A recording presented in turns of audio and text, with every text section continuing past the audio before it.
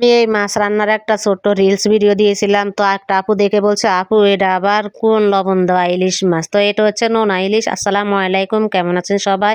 তো দেখিয়ে দিচ্ছি কেমন ইলিশ মাছটা। নোনা ইলিশ বের করেছি, আসলে মাথা লেজ টুকরা সহকারে বের করে একটু হালকা গরম পানি দিয়ে ভিজিয়ে নিয়েছি।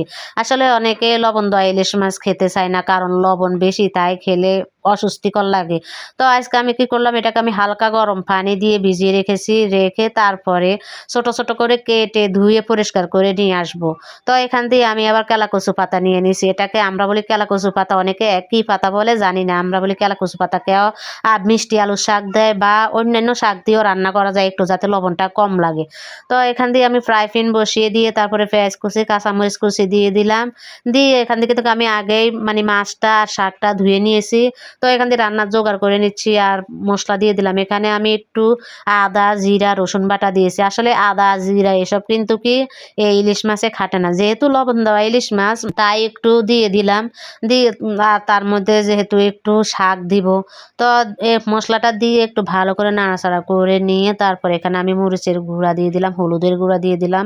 মরিচের পরিমাণটা একটু বেশিই হবে, যেহেতু লবণ দেওয়া ইলিশ মাছটা আমরা একটু ঝাল ঝাল করি খেতে পছন্দ করি, তো মরিচটা একটু বেশি করেই দিয়েছি। দিয়ে এখন পানি দিয়ে দিলাম, দিয়ে ভালো করে কষিয়ে নিব। যতক্ষণ পর্যন্ত এটা তেল না উঠে আসবে ততক্ষণ পর্যন্ত কষাতে থাকবো। তো এই যে দেখতে পেলেন মাছটাকে আমি ছোট ছোট করে কেটে নিয়েছি।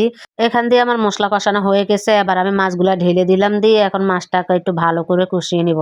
আর এখান দিয়ে পেয়ারা মাখা রেডি করে রেখেছি খাওয়ার জন্য। দুপুর হইলে কেমন জানি আমার পেয়ারা মাখানো খাইতে ইচ্ছে করে, তো আপনাদের ভাইয়াকে বললেই নিয়ে আসে। তো আমি প্রত্যেকদিন রান্না করতে সময় একটা দুটা মাখিয়ে নিই, তারপরে খাইতে থাকি রান্না করতে করতে।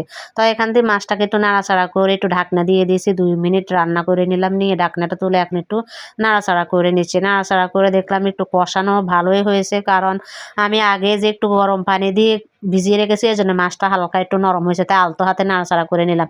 আর এখান থেকে যে শাকগুলা দিচ্ছি, দেখতে মনে হচ্ছে না কত শাক, এই শাক একটু হয়ে যাবে, অল্প একটু শাক হয়ে যাবে। এটা দেওয়া হচ্ছে মানে যাতে লবণটা একটু কম লাগে, এই জন্য এই শাকটা দেওয়া।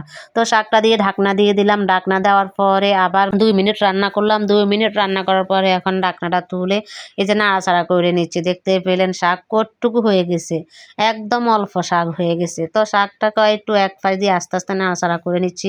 আসলে মাছটা রান্না করতে করতে নরম হয়ে হয়ে যায়, তাই একটু আস্তে আস্তে নাড়াচাড়া করতে হবে, যাতে মাছটা একদম ভেঙে না যায়। আসলে ইলিশ মাছ তো ভেঙে গেলে কিন্তু কি এটা একদমই কাটা কাটা লাগবে, খেতে কিন্তু একদম ভালো লাগে না। আমি কিন্তু অন্যান্য সময় নোনা ইলিশ কিন্তু কি খালি রান্না করি, তো মাঝের মধ্যে একটু শাক দিলে ভালোই লাগে, লবণটা কম লাগে, এই জন্যেই শাকটা দেওয়া। তো শাকটা দিয়ে একটু ভালো করে নাড়াচাড়া করে নিলাম। এবার আমি এখানে অল্প একটু পানি ব্যবহার করতেছি, বেশি দিব না, অল্প একটু পানি ব্যবহার করছি যাতে শাকটা একটু সিদ্ধ হয়, এই জন্য পানিটা দিলাম।